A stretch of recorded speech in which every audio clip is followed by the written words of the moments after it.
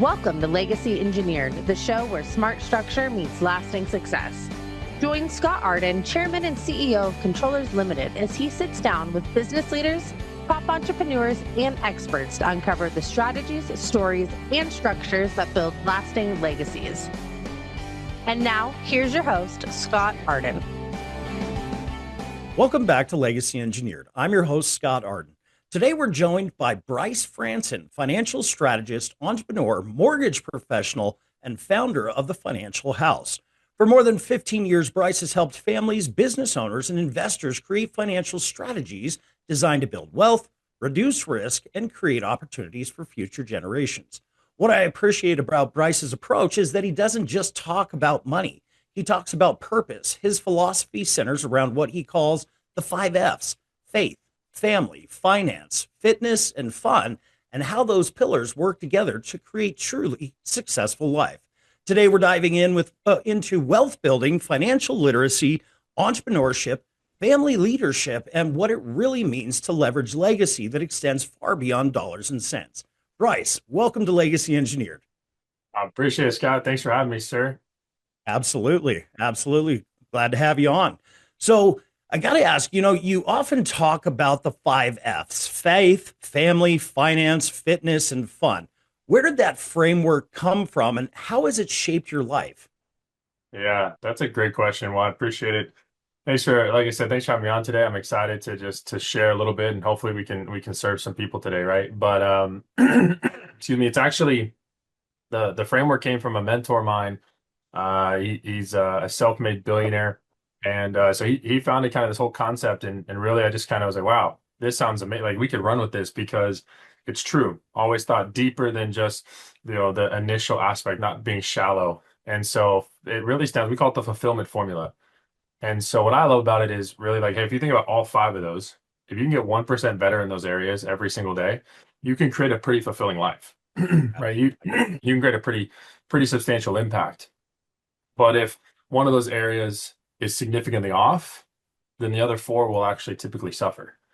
And so it's kind of this creating this harmony of just designing your life and creating something that's really worth living, because we only got one, and that was designed. So for us, that's really, it's like faith is, you got to be the opposite of fear. You got to have something to believe in.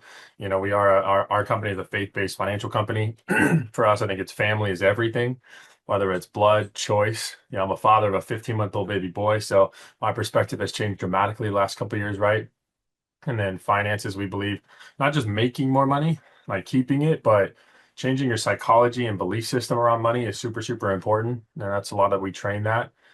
Fitness, man, you got to be fit mentally, spiritually, physically, best you can. I'm built like an offensive lineman. I'm 6'9", so I'm like, I got to stay healthy for my kid, right? Oh, And then gotta have some fun. And you can't be boring. You can't just not have. You gotta enjoy what you do. You gotta go on trips. You gotta experience life to the fullest as possible. So that's really like the core belief of everything that we do, and me and my wife included.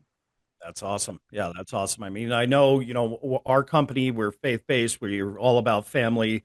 We help people with finances. I mean, one of my biggest passions with this is, I've built a legacy for my son and my granddaughter. I've got a 28-year-old son. I've got an 8-year-old granddaughter.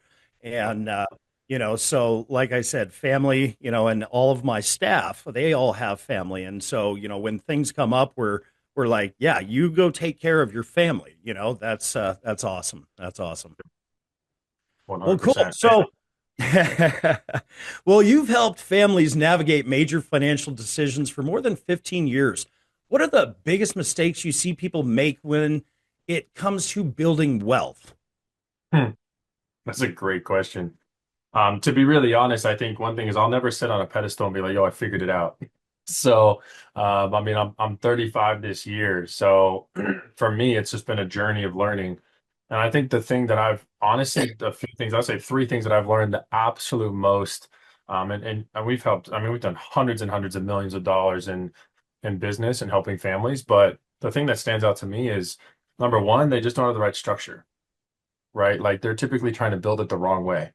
And that's where we kind of have like the financial house, the wealth house framework, and kind of this whole design. Actually, even literally since Test Reach Out, we actually rebranded to the Wealth House Financial, just to like really like design something that was more universal. And I Mhm. think the idea with that was the structure is really important because just like a house, if you build it improperly, it don't matter how nice it is. Right. It's still vulnerable. It can still could crash. And so we believe in building a really strong foundation. And a lot of times that comes with protecting income and designing strategies that make sure that that takes care of. And then obviously kind of working your way up from that to building the roof, which we believe happens to be estate planning and legacy and designing. Because like I said, I'm in Arizona. Don't matter how nice the house is, right? If we got one of those haboobs that comes through, I'm not being inappropriate. Those are just gigantic sandstorms, right, that come through. And we had one 2 nights ago, 45-mile-an-hour winds, just 75-foot wall of sand. Yeah, my house would be pretty rough if I didn't have Right. a right roof on. That And makes so we believe that's the thing. So number one, I think is just the structure. Um, and in reality, I think that's the main. And number two, I just don't think people actually understand how money works, right. right? Well, Like they just no one it's structure, but then how do you play the game? Right? If I don't know, Scott, what's your favorite sport, for example? well, I'm kind of an outdoor guy, but Okay. if we're talking about professional sports, I would say Hey, football. perfect. All right, football. So we can align there. Um, I was thinking about like, well, if we went out to play football together, something like that, and I knew how soccer worked, I wouldn't play football very well. And I feel like just whatever the sport might be, or going out there, right? Like, hey, if you're an outdoor guy, honestly, I'm gonna follow what Scott does, right? Because you probably have skills and knowledge I just don't have. You know how to play the sports. You know how to play the game. You know how to play the weather. You know what I mean? Like you understand how it operates. I think that's important. And number three, I just don't think they have the right community. To Mhm. be honest, like I think that sounds kind of cheesy, but at some level, like when you think about the examples as people really have to have the right structure. They have to have the knowledge base, and then they have to have people around them that are good examples. Right. Like wealth and mindset are not really taught so much as they are caught when you're growing up as a kid, Correct. right? And specifically to that piece. So to me, those have been the three biggest things I've learned over 15, 16 years of like, man, if I understand the right structure, the rules of the game, and I have the right people around me, you can win at any level you want. There you go. That's awesome. Yeah, I mean, what's interesting is you're kind of following a lot of what we do at Controllers. And I now say Controllers, but you just mentioned that you rebranded. Well, so did we. We actually rebranded as Battleborn Business and Legacy Advisors. And Ooh, so that's one of the um, that's one of the things that we always see. We always talk about structure. We want to know, what is your end goal? What does that look yeah, like to you? Because in nearly 30 years of doing this, I've never seen one person's legacy to be the exact same or end vision. So when we understand what they're looking for, what that looks like, we can then reverse engineer the structure or the strategy to create the foundational components in which you can build the infrastructure on top of. And then tying back into what you were saying is financial literacy. I mean, that's one of the biggest things. You think back to families and they say things like, "Well, we don't talk about money in this family. We're fine. Well, you're going to get a good inheritance. Don't worry about it." Well, the yep, problem with that is if you don't have that financial literacy to truly understand how to use not only what you have now, but what you're going to be passing on, and the succession plan doesn't know what's happening. What we've typically see is 2 to 3 generations down the road, everything's just squandered, right? yep, yep, yep. So absolutely. And then really tying it back into the overall, end result. What are the legacy planning, the estate planning? That's a core foundational component of not only entity structure, compliance, the asset protection, the financial privacy, but the use of trust, and the proper use of trust, right? 100%. Yeah, I just think it's important, honestly. And I spent, man, maybe over 10 years just in the banking space before I got into more of the kind of independent financial world. And I thought I understood money, right? And I remember there was a persona that people used to tell me all the time, oh, well, aren't you a banker? Aren't you a banker? Aren't you a banker? And I was like, yeah, I'm a banker, you know? Right. And I was trying to be real. And I'm like, man, the second I got licensed back in 2020 in the financial world and my life and kind of working all these other aspects and avenues. And I started to realize very quickly, I was like, holy cow, like this banking world, like they didn't teach me anything. They taught me how to sell credit cards, open bank accounts, and run compliance, you know? And so it was such an interesting eye-opening component to learn like truly what the financial world is, what it has to offer. and what we don't learn. Like, and it's crazy to me how a lot of the traditional industry is so focused on like one thing so often, or they sell one product, round, square, pear, hole, whatever. But I'm like, you really have to facilitate the person. Like, you have to figure out, like you said, what do they want? What do they want to accomplish? What are those dreams? What are those goals? And I think there's a part of it too to have a little fun with it, because it's not really the most sexy conversation to have on a day-to-day basis. But I mean, you got to have it. You got to talk about it. You got kids. Anyone ever knows, like, if they really want to understand it, like if you actually enjoy the stuff, I'm assuming this channel would attract these kind of people. What would the Rockefellers do? It's like one of the best books. You want to understand like legit generational wealth, and then just talk to Scott for the modern version, right? But so Right. you get. I talk a lot about that. The Rockefellers, and then you have the Vanderbilts, right? The Rockefellers, one of the longest, most wealthiest families in the world, and then you Yeah. go to the Vanderbilts. And when you think about it, when old man Vanderbilt passed away, he actually passed to his son more wealth than what was in the U.S. Treasury at that time. So if you think about it, that's a massive amount. But Yeah. he didn't instill any financial literacy in Yeah. those kids. And so fast forward 100 years or whatever it was later, they had a family reunion at Vanderbilt University, go figure, and there was not one millionaire in the room. It's kind of an interesting story, but it all comes down to the financial literacy. And one of the things that you also said is having the right team, right? Having a team that works together instead of in silos or in separate lanes where it'll never intersect. They'll never talk to one another. That's a critical factor, is having the proper team in place as well. So I love that you said that as well, man. The last thing I'll say back to that, I think, is this year, like I said, I'm actually diving deep into some of the Bible verses this year on stewardship. That was the word that I was kind of given this year. I felt like just like really going through it. So like the Talon story, and like going through these frameworks and really understanding it. Because to be honest, my 20s, like, I was not good with money. And it wasn't because I didn't like at least have like a decent baseline for my parents and things like that. Like, they at least had me do Dave Ramsey's high school course. Take it for what it is. But I think the important piece was like, you had to go, sometimes you have to go through, like a lot of your own learning curves before you can get to the position where you can like have the conversation. And again, just learning that. So I'm excited. I mean, like same even just someone like you, Scott, like excited to meet, connect, and know more. 30 years, phenomenal, right? Like one of my mentors has been in the financial world. What Great Cat's been in for like 61 years, something like that now. It's like, it's crazy. But Yeah, you just want to learn. You want to learn and understand, because if you can, then you can create a very different lifestyle than you may think possible. absolutely. Absolutely. 100% agree with that. So your brand is built around the financial house. What does a strong financial house actually look like? And where should someone start if they feel like theirs is built on, I don't know, shaky ground? Yeah. So you know this obviously more than most, but I think the money concept, or understanding how it works, can be complicated, right? It can be, and there's so many different angles and routes you can go. And so what we really came back to, like the financial house or the wealth house concept, isn't new. I think the framework that we use is what we really like kind of implemented, and what we really founded per se. But so the wealth house that we work with is a actual physical image of a house when we're talking to a client. Right? Like, we do complimentary financial blueprints, right? And we design it around a financial house. And so the whole point of that is, what are you looking for?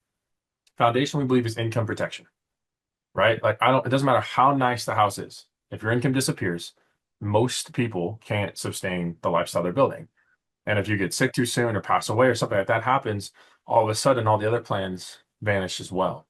And then it gets into like cash flow management, debt management. Like, how do we help you mitigate that interest and pay stuff off faster, or just get better with cash flow? Maybe it's making more money. And then it would get into, we go up to the next level, which would be like emergency funds, right? Really focused on doing that. So it's like obviously having some liquidity. And that's probably like the least like talked about section, not because we don't get into it, but it just really depends what most people are trying to accomplish.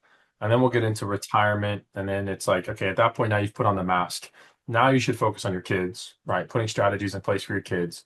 I believe estate planning should be a foundational item, but 99% of Americans will never agree with that. So you have to also play the game of understanding, like, hey, once you've built something, you have something.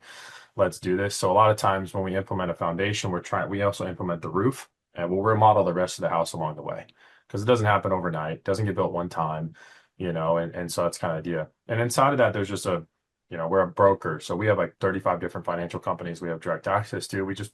What are you trying to accomplish? We go back and figure it out. Right. And so Yeah. that's the goal for those people. Yeah. That's awesome. So, in working with entrepreneurs, homeowners, investors, what separates people who create lasting wealth from those who simply earn a high income, in your opinion? Well, I've been the high income earner that definitely didn't create anything. So I've done both sides of this coin. So I think the biggest thing, I mean, you learn it, like you said, it's not even, honestly, I don't even think it's literacy.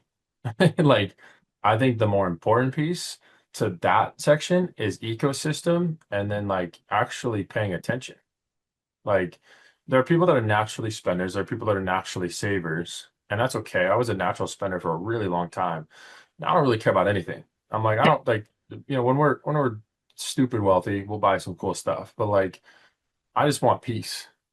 And I think that's the thing too, is like most people that aren't successful financially, even if they make a ton of money, I've learned through my own even mistakes in the past, is that I was really candidly, I was trying to impress somebody that didn't really care, right? Like I don't need to have the nice thing because they want me to have a nice thing. Or I was trying to live, or other people try to live. They're like, man, I'm making quarter million, I'm living a $500,000 lifestyle. Right. I'm like, and so I think it's important, that piece, but genuinely having people around you, right? Like, so some of the stuff that I know, and some of the groups I'm in and some of the leadership calls I'm a part of, they're not asking you like, hey, how much did you make last month? Hey, how much did you guys hit? Like, no, no, no. How much you guys save? Oh, right. Like, and you start asking your leadership around you, like, hey, how much did you save last month? I know you made 50 grand. How much did you save? And they're like, okay, so let's change the framework. So now it's like making that more enticing. And I think what I've seen is that there are people that are obviously very successful that make great money that have none of those, but then they're also probably extremely self-disciplined, which is Right. also extremely rare. So we are a natural community, humans. So that's what we're designed for.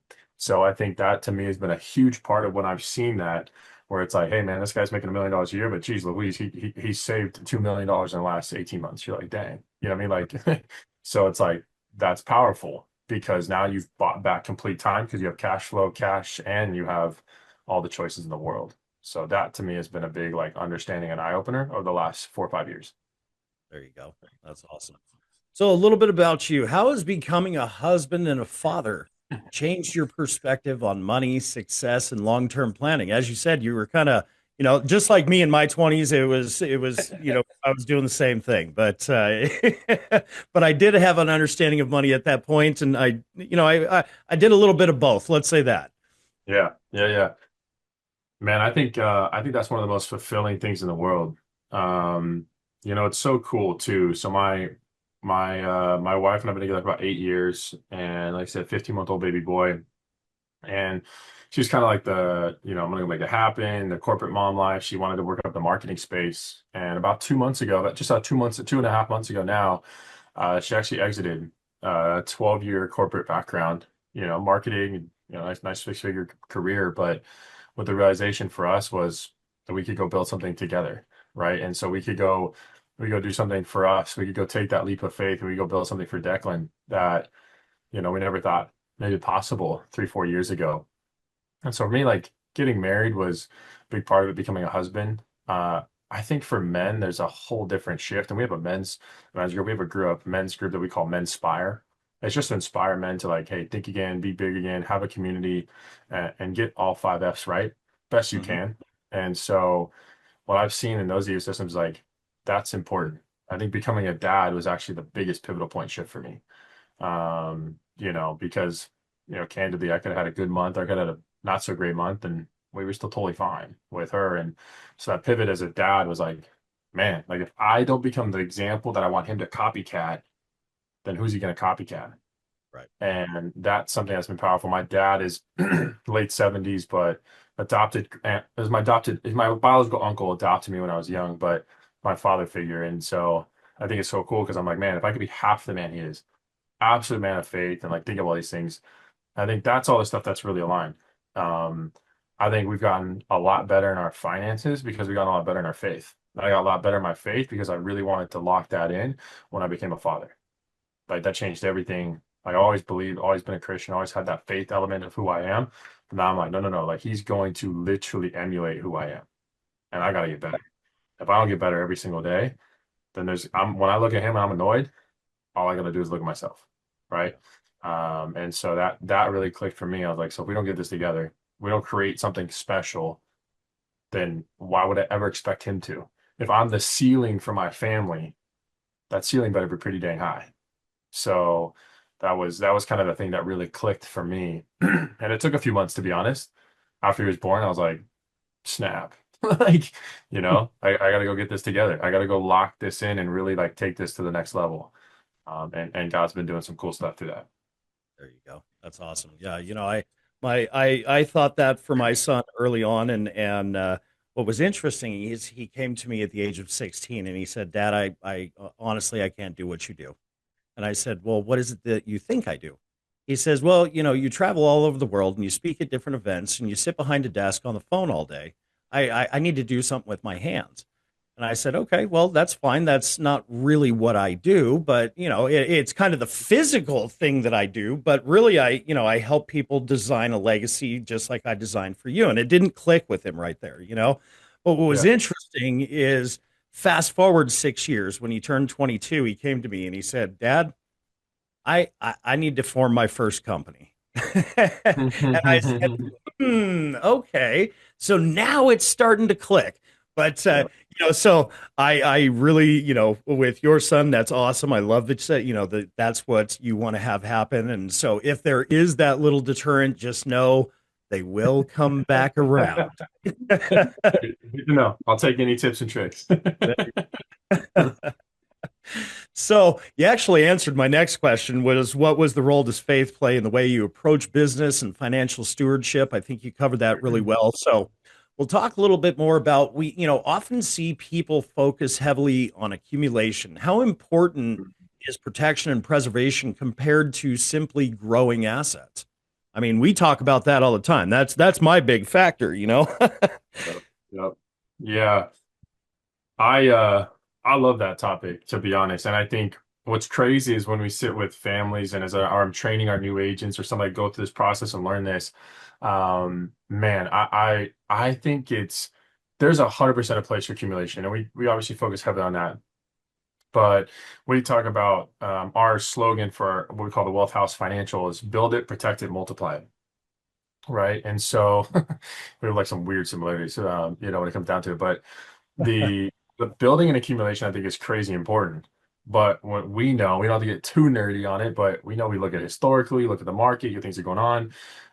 Anyone does any research over the last few years and what should happen over the next couple of years, like the guy that predicted 2008, 2009 crash, like all these things that are happening, it's like there's a level of uncertainty with certain aspects of accumulation that most people never talk about, right?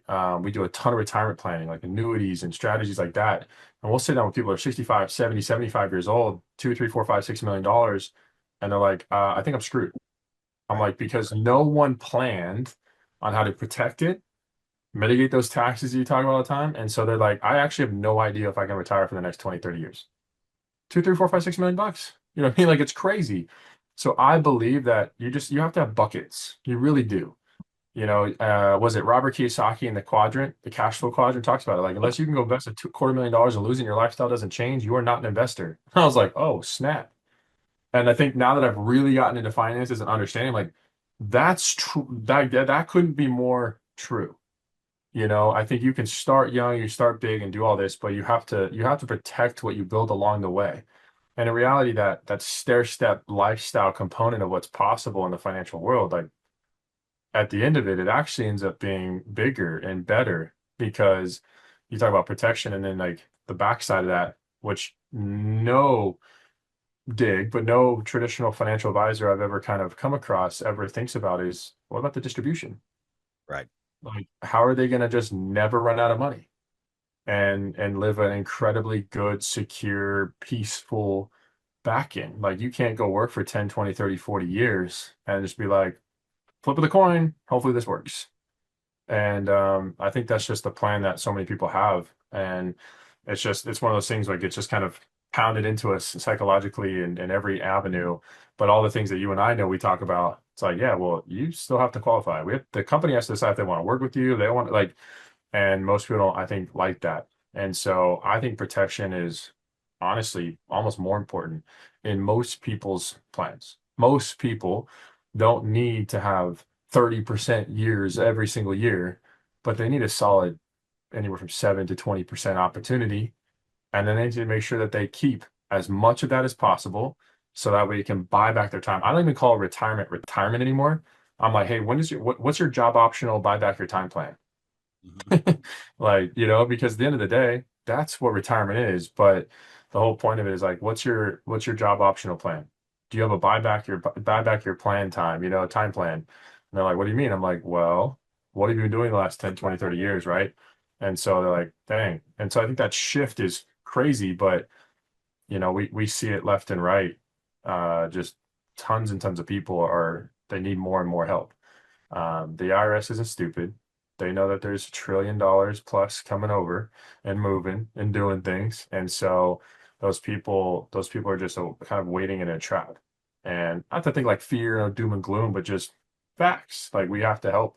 And I think it's like if you can trust somebody and find somebody that they'll educate you first, like it's all about discovery, figuring out. So I've come to understand everything I think matters on the protection aspect of what you build. For example, my wife, I'm 35, she's 32, right? Three, whatever. Um, we don't have one single thing right now in our portfolio that has any market volatility. I just don't want to deal with it.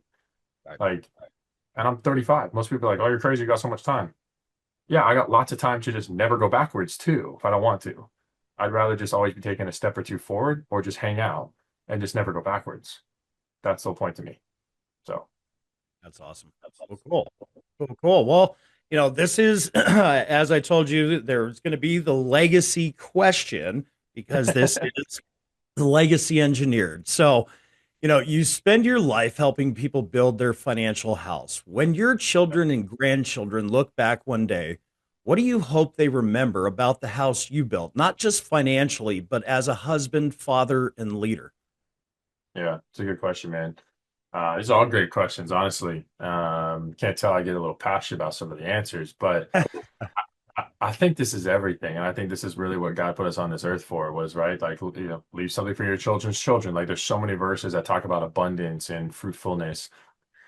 I, First and foremost, that my relationship with him was the most important thing. Like, second, that I was the best husband that I possibly could have been. Like that to me is like I want them to be able to look back at that scenario and be like, hey, my dad was an incredible man of faith. He led our household. He loved my mom. He took care of that. And because of that, I was able to continue that legacy. But I also know that if we can dramatically change the financial aspect and fruitfulness, and it's not like my parents that raised me were like poor or anything like that. They did successfully well from a frugality standpoint. But I believe that there's an abundance out there that there's zero reason why me, Scott, someone, anyone that listens to this, you should 100%, you should go for it. Like you should have an opportunity to go and change that. And so I want to have that in my family where we can just make sure we're changing those around us. I want my kids to have an opportunity to just go do the things that they are purposefully called to do with zero regard of what the financial cost may be. Like with zero regard of like anything. Hey, is your purpose, is your calling, this is what you got to go focus on. And I want that to be their third most important thing that they focus, like zero restrictions, no limitations. Like whatever God calls on you, go. And I know that if I can change it, right, it only takes one, maybe two generations, and you can dramatically change the last name for forever. And so that to me, I think would be the most important part of our legacy is our faith, like the relationship I have with their mother and them, and just living by example as best we can along the way. But we have the opportunity by choice, by growth, to become the versions of ourselves that we want them to be. The last thing I'll say is that one of the quotes, there's a guy by the name of Ed Milet, probably heard of him, and Yeah. one of my favorite quotes, kind of stories he talks about, and Brendan Burchard talks about this too, is that I never want to get to heaven And I don't want to meet the person I was supposed to be and him be a stranger. I want to become as close to that version of myself that I possibly can on this earth, so I can get there and be job well done. Right. And that you can open and you can deserve to receive the things you were designed to receive, which I believe is sometimes important. And the stories that a guy gets taken up to heaven and he's going by all these doors and these gates. There's, we're thinking of like majesty, like hundreds of feet tall gates and doors and things like that. And there's names on each of the doors and like different people and things. And all of a sudden he comes across his door and he asks his angel, "What? Whoa, I got one of those doors. Like my name's on it." And I was like, he said, "Let me open it." And he said, "Angel, you don't want to do that." No. Let's open the door. His angel says, "Okay, we'll open the door." So he opens the whole thing, and inside of there is just absolute abundance of the things that he says. Like there's things and moments and memories and just endless accounts of upside potential in life and anything that could have been. And he says, "What is all this?" He said, "Well, this is all the things that God wanted to bless you with, but you didn't become the version of yourself that you were supposed to be, so he couldn't bless you." And to me, that's what legacy really looks like, if I had to answer it wholeheartedly. That's awesome. Yep, I love that. I love that answer. Well, Bryce, thank you for joining us today. One thing that really stood out from this conversation is that true wealth isn't built through a single investment, transaction, or strategy. It's built through intentional designs, consistent habits, and a commitment to serving the people who matter most. And so, whether it's faith, family, finances, or leadership, the strongest legacies are built long before they're ever passed on. So I want to thank you for sharing your perspective and your passion for helping families create a future worth inheriting. And to everyone listening, thank you for joining us for another episode of Legacy Engineered. If you enjoyed today's conversation, be sure to subscribe, share this episode, and leave us a review. Remember, the greatest legacy you'll ever leave isn't what you own, it's what you build into the lives of others. We'll see you next time on Legacy Engineered. Thanks, Bryce. Thanks for listening to Legacy Engineered. For more episodes and to connect with Scott and the team at Controllers Limited, visit controllersltd.com. You can also follow Scott on Instagram and LinkedIn and start building your legacy with confidence today.